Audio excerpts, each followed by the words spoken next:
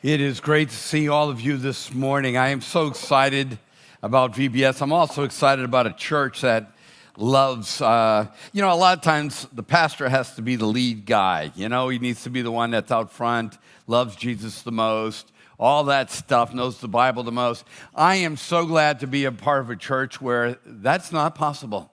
Because some of you people just love people, love God, and love His Word way more than I do. And so, that didn't sound right. But you know what I'm saying. We are a part of an incredible community, and we're excited about what's going to happen with teaching the Word of God to all the kids. So we've been talking about carry-on. We've been talking about that luggage idea that all of us walk around with some luggage, some baggage, but we walk around with luggage, and the carry-on is the things that are right there. They're in your frontal lobe. They are the front part of your hemisphere. They're right behind your forehead. Those are those things that define your character. They are the things that determine your movement. And so we're talking about what is it that we have in our overhead? What is it that we got underneath our feet? What are we traveling this flight with? What are some of the principles that we've got? And God's going to be challenging us through some of these, and we're going to be unpacking them. We're using the book of Proverbs to do it. Because I love the book of Proverbs. Though that it hits heavy, it packs light. There are some of these really cool one-liners that are just like, oh man, that really is a principle for living life. And it's not a series about gathering biblical knowledge. It's about developing the artisanship of wisdom. And we've defined that as this overarching power that gives us the ability to create strategies, to be just, to get along with people that are difficult, to know what to invest in with our lives, and how to interact with people around us, to get direction for your family, for your marriage, even while it's in trouble, to figure out, how do I talk to my husband? How do I interact with my children? How do I deal with people at work? So it's about the everyday carry-on that we walk around. And we've been using this Proverbs 4, where it says, keep thy heart with all diligence, for out of it are the issues of life. Your carry-on, what's going on up in your head, those principles that you've packed away, that's how you're going to live your trip. That you can only grab what's in your luggage. You can only wear out in dinner when you're visiting Asheville what you've already packed. And so we're looking at what is it that we've packed, and we're looking at the wisdom of God, not just the knowledge, but rather about what is it that's streaming out of our lives through the carry-on of our heads. So let me start today by saying Happy Rooster Day. That is my way of saying Happy Father's Day, but I really want you to know that whether you're somebody's dad, whether you're somebody's mentor, or maybe you're a father of a good idea. Maybe you've got a principle, an idea, a way of living life that produces flourishing in other people. Let me encourage you to continue to walk in it. But we are going to be talking about roosters. And it does kind of connect with these proverbs, and it's really interesting. But roosters, why roosters? Because we're going to see that these proverbs all relate to how we communicate to other people. And roosters always are making noise at the wrong time. I don't know who likes roosters. I wasn't looking for a show of hands, but I don't know who's a rooster person like, oh, I love it when at 4:30 in the morning, 4:15 in the morning, all of a sudden this bird, this poultry begins to make a lot of noise in my backyard or something like that. But roosters want to be heard mostly when no one wants to listen. That you don't want to be a rooster, okay?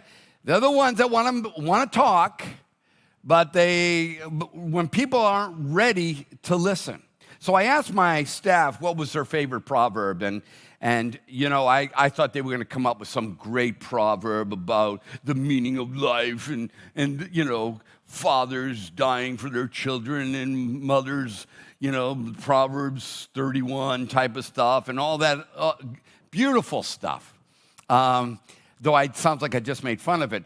But all that wonderful stuff, and I thought that was going to be the proverb that they were going to come up with. And it wasn't. It was one about a rooster. It was a proverb. Well, let me read it to you. Whoever blesses his neighbor with a loud voice rising early in the morning will be counted as cursing. It's like, well, that's an interesting verse. I mean, I think it's an amazing verse. First, when I got it, I was like, man, I got a real sharp group here, you know? It's like that's their number one proverb.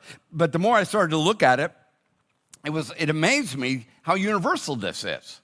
I mean, this is being written a long time ago, thousands of years ago. But yet we believe this. You know, it's an old thing, but it's also something that we experience newly. We all don't like this. It's not just a guy thing. It's not like if guys do this, it's annoying. It's whoever does this, it's annoying. It's not just a kid thing. You don't want to hear the kids in the morning. But it can also be an old person thing. But we don't want to just say it's old people. But it's like a universal idea. And that's what really amazed me, because I could see Americans being bothered by this, or maybe French people being bothered by this. But this was written in Israel thousands of years ago. It's transcultural. It's an everybody thing. Humans everywhere, at all times of humanity, hate to hear someone talking loud to them in the morning. Anybody here? Is anybody here just kind of like, yeah, you don't want to hear somebody loud in the morning. And here's the thing. It's not even saying that they are saying something bad. You know, it's not like somebody's like, you need to get up, do your chores. You know, I don't know who talks like that, but you know what I'm saying, just pretending. It's like, they're not like cussing them out. You're still laying there, lazy bones. You know, or how about the old classic World War II dad? You know, he'd walk in and it's like, good afternoon, Paul. And I'd be like, what do you feel about your dad when he does something like that? I hate you. You know, can I just do one dad joke? Just one dad joke. I got to do this one. It's classic. I've been rehearsing it. I hope I get my timing right. So, you know, there's a lot of people that have impacted our life, but we don't really notice them. Well, somebody died yesterday. He was the man who invented the throat lozenger. He died. Yeah, he's having a funeral the next couple days, but there's no coffin. Linda, was that good? Yeah, I think that was pretty good. Okay, let me get back to it. Talk about your rooster. Okay. Talk about bad timing. So what is this saying? It says that the lack of timing can cause even a blessing to be turned into something akin to a curse. So what that tells me is that you may be walking around with the greatest message to the world, but the way that you communicate it, your timing, has everything to do on how it's going to be received. The validity of what you're saying is important, but the delivery of what you're saying will determine whether or not it's received. So even a blessing in the morning can be turned into a curse.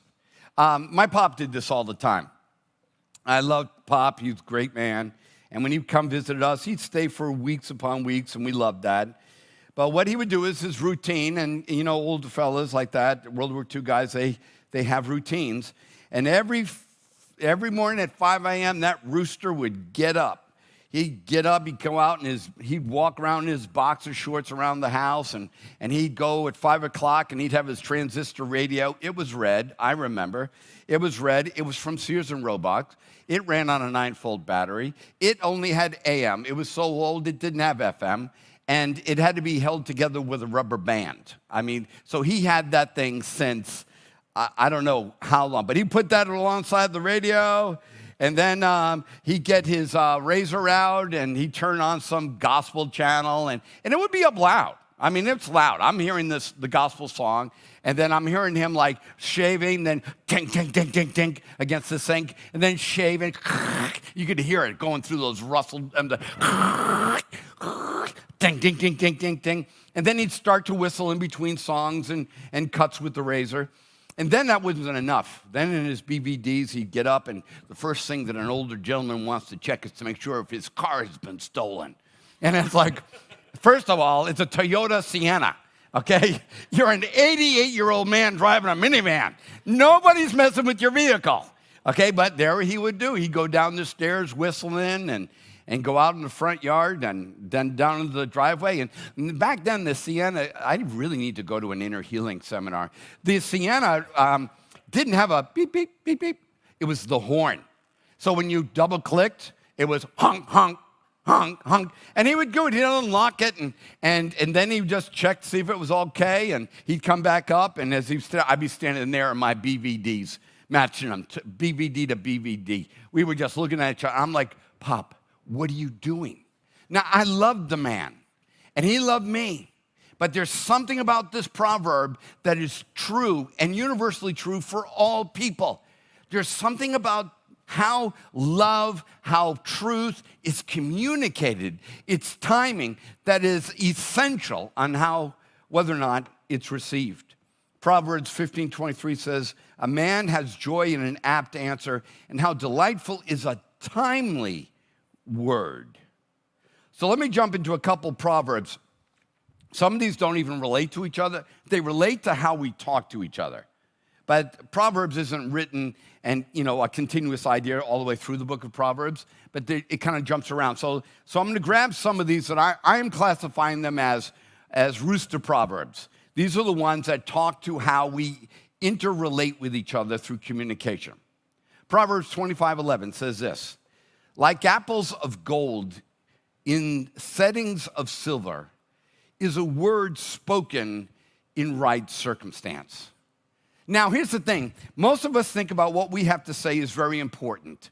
Maybe we've got a very giving heart and we want to share the immense amount of wisdom that we've garnered over the years. And so we feel like our head is filled with golden apples.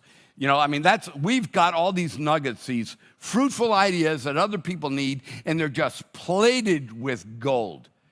But the interesting thing is that we have got to discover that it may be gold in your mind, but it doesn't become gold in their minds unless it's spoken rightly.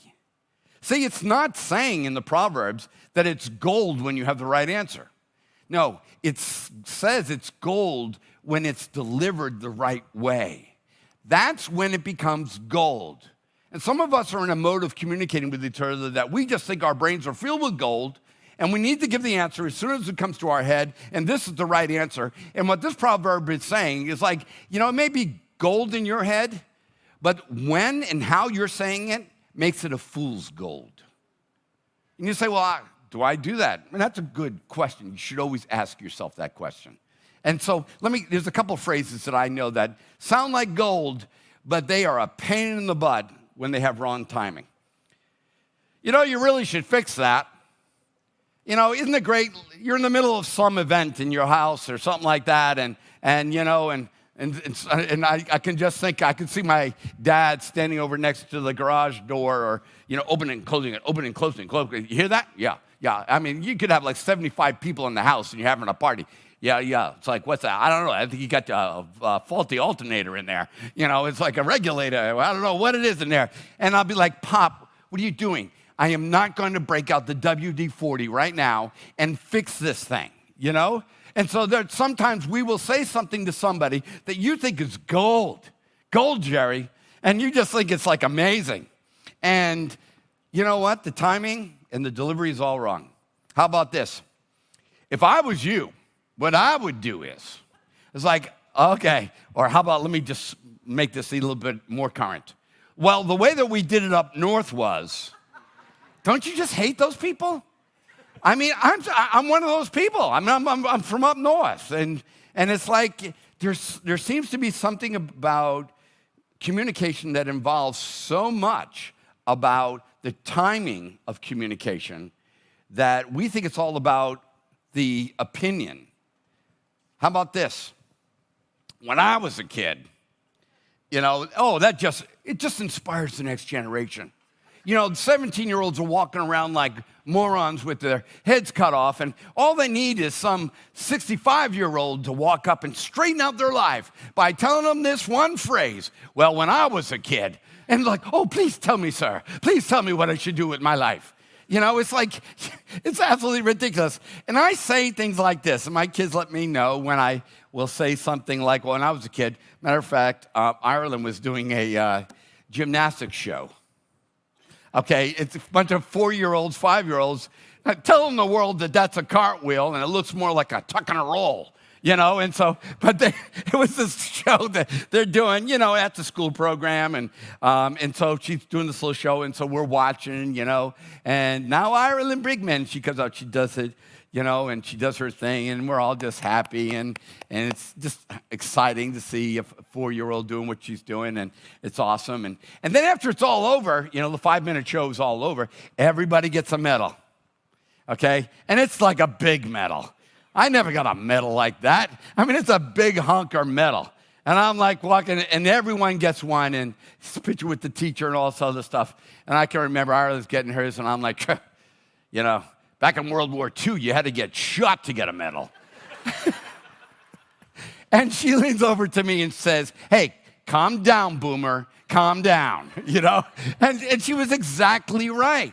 It's like, it doesn't matter, but it's like, just shut up.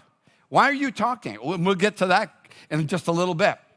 So let's take a look at another proverb. A gentle answer turns away wrath, but a harsh word stirs up anger. This is really interesting because it's not even talking about if you're right or wrong.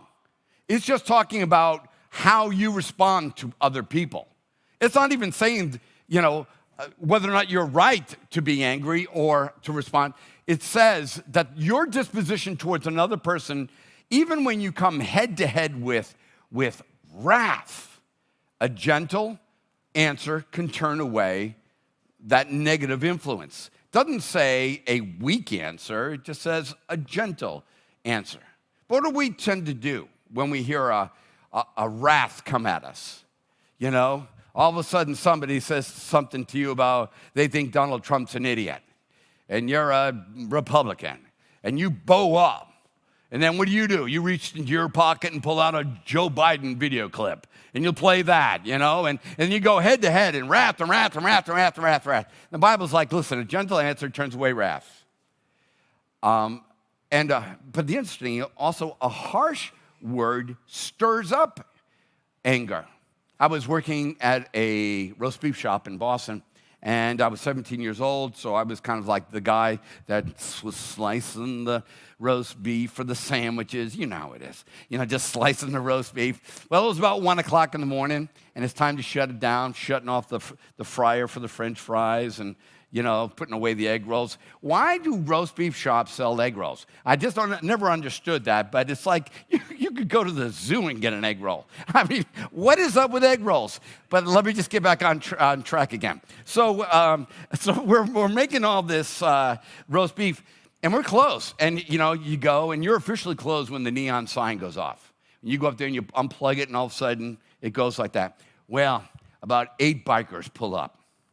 It's 1 o'clock in the morning. They're sauced up. They've been snorting and coking and drinking and womanizing and everything. And they pull up, and they all kind of like come in like jets on an aircraft carrier. And they're all lining up in formation. You're like, saluting us. They're pulling in. And so my buddy, he's older. He points to the close sign because they're idiots and don't know what the word close means.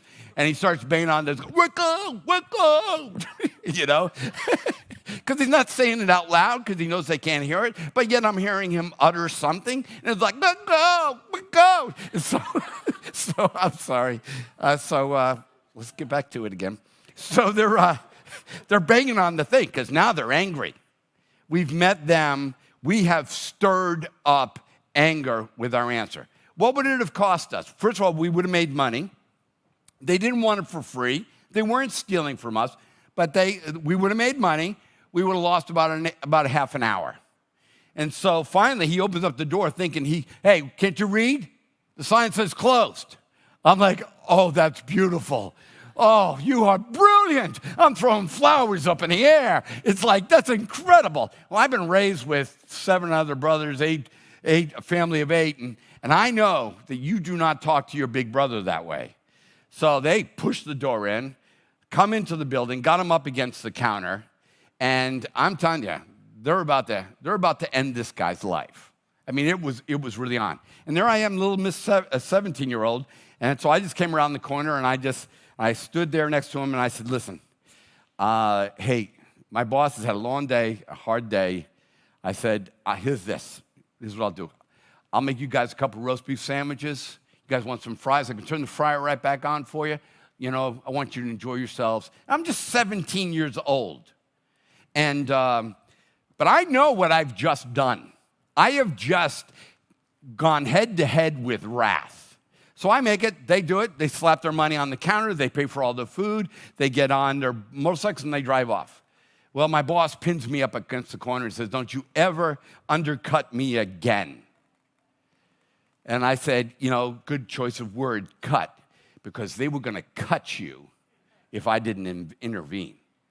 And so the Bible talks about how we respond to anger or people that are different. We're now in a culture that just yells louder at each other, as opposed to having a gentle answer that turns away wrath. It doesn't mean I agree with you. It doesn't mean that, you know, I'm just weak-minded and I believe whatever anybody says. But it's this idea of stirring up wrath. Now, let me ask you this. And parents, this is where this may happen, is are you stirring up wrath in your children? You know, sometimes, you know, dads, moms, yeah, we all know that you're in charge. We know that you're the king of the castle and the highway or my way, all that other stuff. But do you sometimes stir it up in your kids? Do you have to say things the way that you say things to your kids in order to be in control? And so it's a real challenge to us to think about how we are responding to people. Another proverb. He who restrains his words has knowledge, and he who has a cool spirit is a man of understanding. You know, what a beautiful concept about saying, listen, you're to talk, but I want you to restrain them. I want you to put like bridles on them, like you're riding a horse. That you don't, this idea, well, I just speak my mind. Let me just tell you, there is no Bible verse that supports that ideology. There is no Bible verse that says, well, it's just the truth. If they don't like it, they can lump it.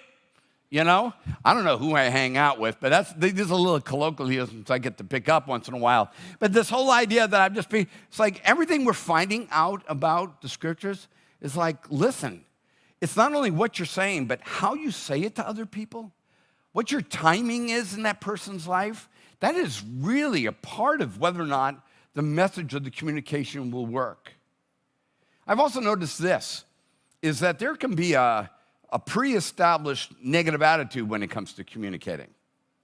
I'm going to put two scriptures together, and they both are kind of gnarly.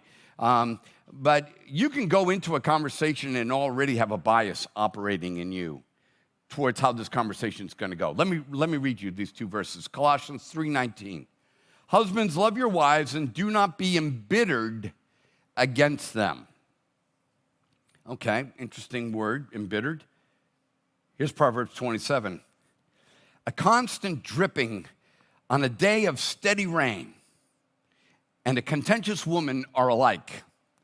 He who would restrain her restrains the wind and grasps oil with his right hand. I'm like, dude, you used every colorful metaphor you could possibly use to describe this concept. And now let me just say that a lot of times the Bible will use stereotypical language, meaning that there are some things that tend to lend itself towards one gender or another. But it doesn't mean it's exclusive to that gender. You can find a man who is contentious, and you can find a wife who is embittered. But the idea is this, is that embittered in contentiousness will shut down a conversation. They are pre-existing situations that will just absolutely shut down how the conversation is going to go. So what does it mean to be embittered?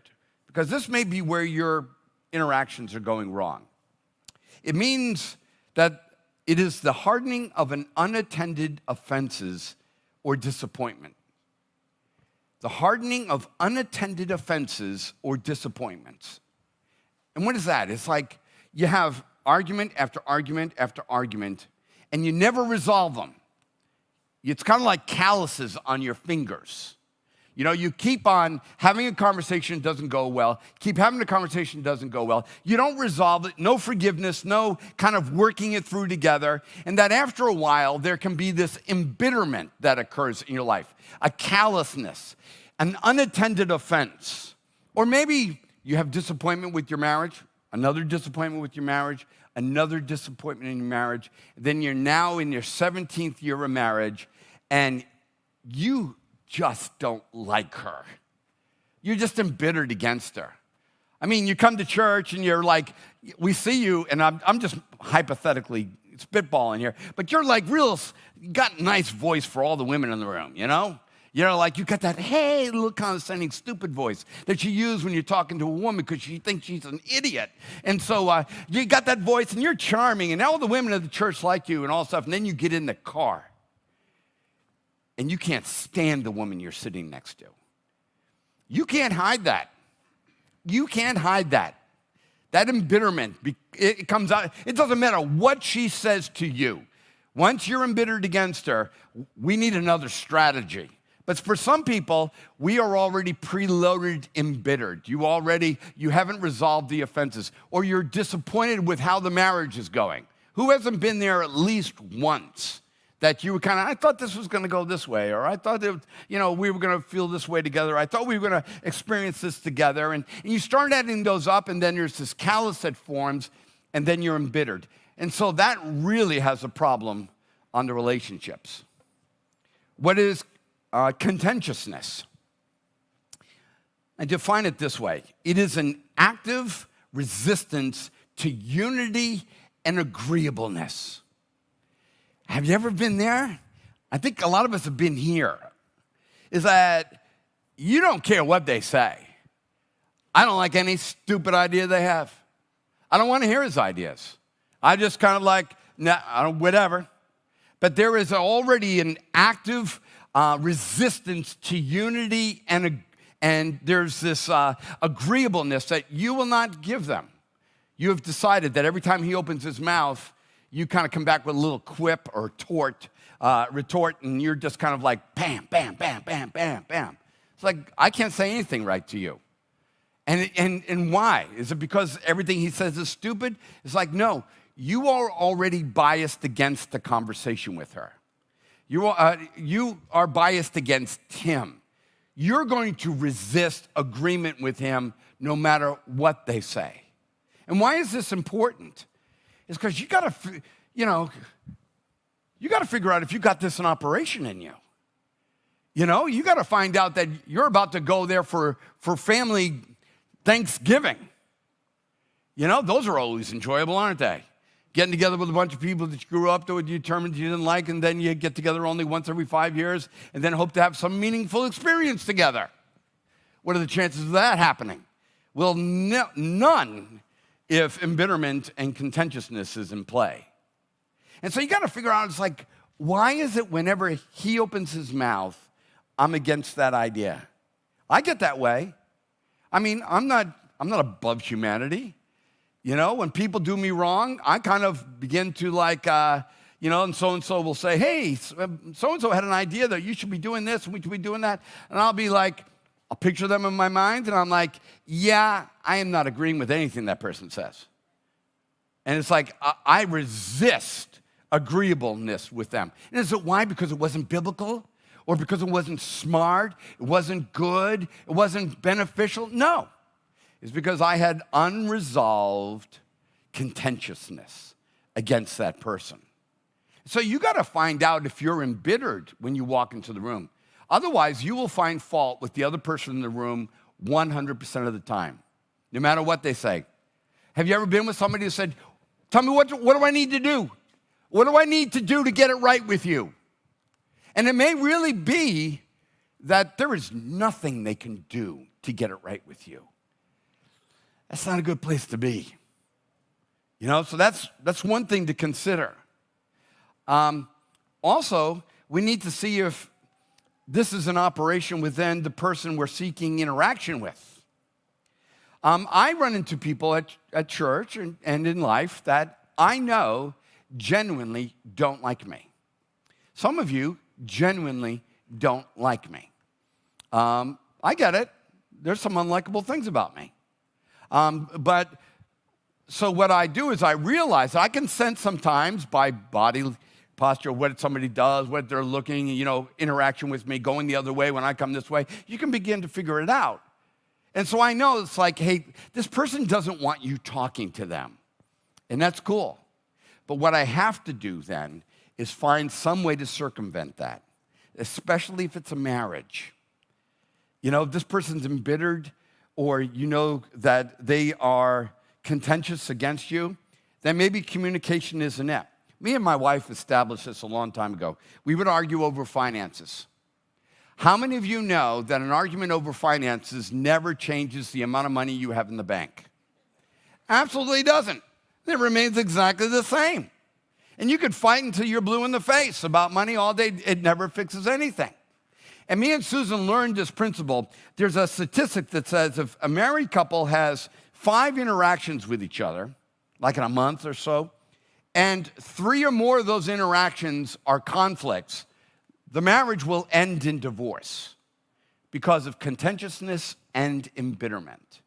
So what the strategy is then to create a way to circumvent the finances conversation. Since you can't fix it at 4 o'clock in the morning, how do I get around it? And so this is what me and Susan did. It's very spiritual. It is so spiritual. We would go kayaking together.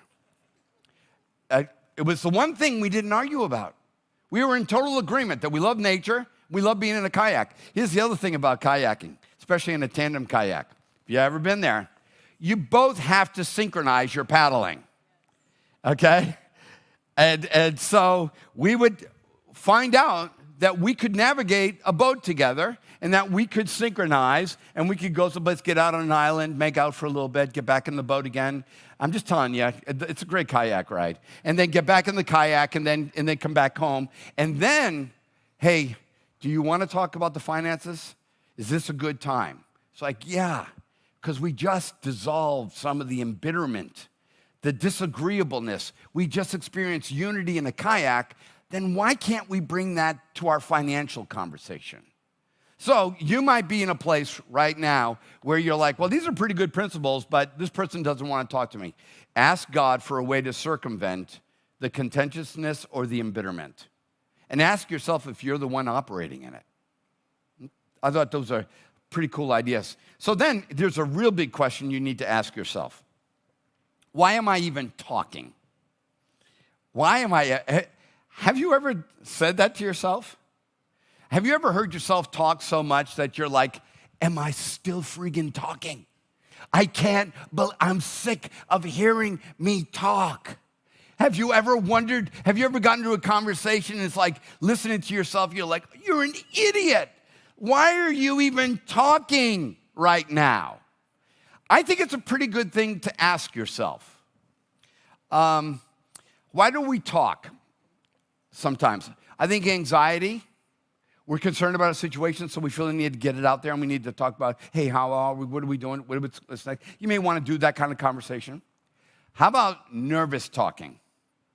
Nervous talking is when the other person doesn't talk that much, or like you're in a room with a group of people, you're in a car. Oh, the elevator. How about the elevator? I am the worst. I'll get on an elevator, and all of a sudden, everybody's standing there, and we're going up like 74 flights. And I'll be like, I got to talk. I'll be like, hey, how about those Red Sox? And somebody say, oh, you're into the Red Sox? No, I just thought I'd say something, and you're just nervous and you'll talk because you're nervous about the silence. How about reactionary? Sometimes you're just like a pit bull. Whenever somebody says something, you just respond. But it can be something else too. And this particular proverb reveals this is kind of talking to me, all right? And maybe it's talking to you. Proverbs 18:2 says this, a fool does not delight in understanding, but only in revealing his own mind. Wow. Thinking you always have to have an answer does not prove that you're right or you're smart. It may just prove that you have a foolish urge to reveal your mind. In psychology, they call this narcissism. You just think you need to be heard. And sometimes we don't know when to just shut the heck up. We think everybody needs to be informed about Donald Trump from our mouths. We think everybody needs to be informed about liberals from our mouth. We think everybody needs to know our opinion on IVF and abortion and homosexuality, and we just feel that we should reveal it and we should be unbridled in it because our minds are a gift to the world. You know, I know that was really like a hyperbole, but sometimes we just feel that we should just reveal our mind. Here's what I've discovered about revealing your mind too often is like, it says, a fool does not delight in understanding. Understanding what? Well, in a conversation, understanding is creating a space for someone to reveal themselves. I don't want to understand you. I want you to hear me. I want you to know my opinion. But what the proverb is saying is that a fool does not wait to create a space for another person to reveal themselves safely. You know? We have a lot of opinions about things. We have ethics and we have opinions about abortion. We have opinions about same-sex marriage. We have all these other opinions. But have you ever stopped to let somebody that holds a different opinion actually tell you why they think that way? Or why they live that way? Have you ever created a space where even if you're not going to affirm what they're saying, what you are affirming is the dignity of their humanity? Because we all disagree about a bunch of stuff. We do. But it says that a fool does not delight in understanding. I want you to know where I stand on this subject. And it's like, nobody's listening. Nobody's paying attention to you. You're just a noisy gong making a lot of noise, and it just isn't received. There's three things that I look at when I look at this verse, and I think about when am I supposed to open my mouth? Because it says that even when a fool is silent, he is considered to be wise. See, sometimes I feel the urge, because I'm a pastor maybe, that I'm supposed to have an opinion about everything. Because people will come to me and randomly ask, Pastor, what's the church's stand on this? What's your stand on that? What do you think about this? So I'm kind of in the mode of always having to have an answer. What's your 5-year vision for the church? How are you going to fix flooding, Pastor Paul? What do you think? Why do you think this is happening? What do you think I should do with my spouse? And so I kind of feel like my mouth should always be running, or otherwise I'm going to lose my job. You know, God forbid that if you ever ask me, what is God's 5-year vision for Crosstown? And I say, I don't have the slightest idea. I mean, all of you would just run. And I'll be honest with you, I really don't have the slightest idea, other than love your neighbor as yourself, love the Lord with all your heart, mind, soul, and strength, and however we can pull that off. But sometimes you just feel like, I gotta say something. And so let me just ask you, if the other person will think you're wise even when you're quiet, then use the silence as an advantage. And there's 3 questions I want you to ask yourself in the middle of a conversation where somebody is disclosing themselves to you. You know, before you utter out what you think, ask yourself this question: do I have the right answer? I shouldn't probably use this one, but okay. In a faith belief, I believe a child happens at conception. I can't prove that, okay? I can't empirically prove it that that's exactly when it occurs. So for me to slam somebody else's opinion about something I myself can't prove, that's when I realize I'm not sure I have the right answer. I may make appeals to heartbeats and brain formation and things like that. And then I think we kind of have a dialogue that can begin to happen. But it's to show somebody, I may not know what the right answer is. I may not have the answer. I choose this, but so that's a good thing when going into a conversation with another person and they present something to you. You got to ask yourself honestly, do I have the right answer? And when I say the right answer, that means the right answer, the right way Christ has the answer. Okay? I don't want you playing back Joe Rogan's answer. Screw that. Okay? I mean, so you get my point. I can go downhill real fast. It's a real problem. Okay, so you've answered the question, do you have the right answer? And you, with your magnificent mind, have determined, yes, I do. Okay, that's cool. You might have the right answer. Then you got to ask yourself, in the middle of this quietness, the next question you ask, is this the time to speak it? There are some times when you might have the right answer and, Susan will come home from work and she loves her job, loves the people that she works with, but just like any job, other than maybe working here at Crosstown, she comes home and she's totally frustrated with some of the things that's going on. And then she'll just kind of go on a small little rant. I can't say rant. My wife doesn't rant.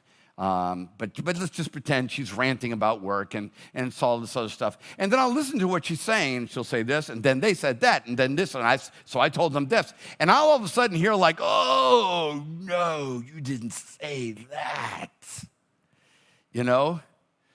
Now, my propensity would be to be like, wait a minute, let's just stop. Okay, so you said this? Oh, yeah, you really screwed it up there, man. Yeah, you should have never said that. That's not what my wife is looking to hear at this point. I'm in the moment of vomiting. This is where she just needs to know that that I'm on Team Susan. I'm not affirming what she's saying, but it is not time for me to give the answer. And so, let me encourage you that there are times when you got to ask yourself, can they hear this right now? Or, am I in the right temperament to say this right now? Because I may say it the wrong way. So let's say you got the right answer. And then, is this the right time to speak? And you've determined that it is. And you're ready to launch into this conversation. I ask you to look at one more question. Remember, all this time you're asking questions in yourself, you're being perceived as being wise because you're not saying anything. So you're not losing any street cred. They still think you're like, whoa, So relax, slow it down a little bit. So here's the next question. Am I the right person to speak it to this person? You may have the right answer, and this might be the right time for them to hear it, but you're the wrong person to say it to them. Am I the right person? Maybe you're too close. Maybe you're part of the issue. Maybe you don't need to assert your opinion because your opinion is in question. Your character may be in question, whatever it may be. Maybe you're too close to this, or maybe you're in the wrong relationship. Maybe you're just not rightly related to this person in order to speak this truth. I mean, there's some things that I will hear a husband's wife say or think and put out there, but it is not for me to have that conversation with her. It's not, in counseling like, oh yeah, your husband doesn't understand you, but I understand you. Let's join hands together and pray. Father, just unite us together in prayer. Come on, what the heck? I mean, what kind of dummy does that? But we got to ask ourselves, maybe you're like the dad or you're the mom. I love youth ministry. Here's why we have youth ministry. The reason why we have youth ministry is because mom and dad, you can say it 1,000,000 times to your kids, and you're a blooming idiot. Brian and Deanna say it one time, and they come home from youth and like, hey, I think I've decided I'm going to do this. And you're like, what the heck? I've been telling them that. It's like, you weren't the right person to say it to them. So I'm telling you, this is such wisdom that comes out of the word. Maybe you didn't pay relational rent in that person's life. What is relational rent? A good illustration I got is like Simon. Simon is like one of our, he's a mentor of people who go through alcoholism. And he works with AA and part of supporting people in their recovery. Now, you know what? I can talk all day long to an alcoholic and say, listen, you need to drink less. You need to straighten up. You need to whatever. Confess Jesus Christ the Lord and read your Bible more. You know? I'm the wrong person to be talking to that person. What they need is another alcoholic who has learned to overcome in it. You know, that's the right person at times. So sometimes you got to find out, am I the right person to speak into this situation? If you do this, it'll slow your mind down long enough to maybe catch something stupid you were about to say and pull it back, or at least to give the other person perception that you are wise. And when I'm in a situation like this, because my tendency is to lunge with answers. That's what, I have to tell myself that's not what I am in this relationship. So what I do during those times is I ask, dear God, help me speak in a tongue of this person.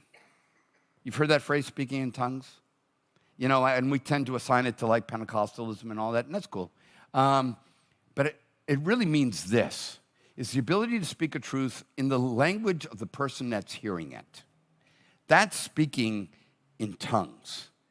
Is when you slow down long enough to allow the person to reveal themselves, even if you don't agree with them, and then, through the power of the Holy Spirit, speak a truth into their lives in their tongue, in their language. Not in boomer language, unless they're a boomer. You know, as long as you are walking around saying, what is wrong with Gen Z, you need to shut up.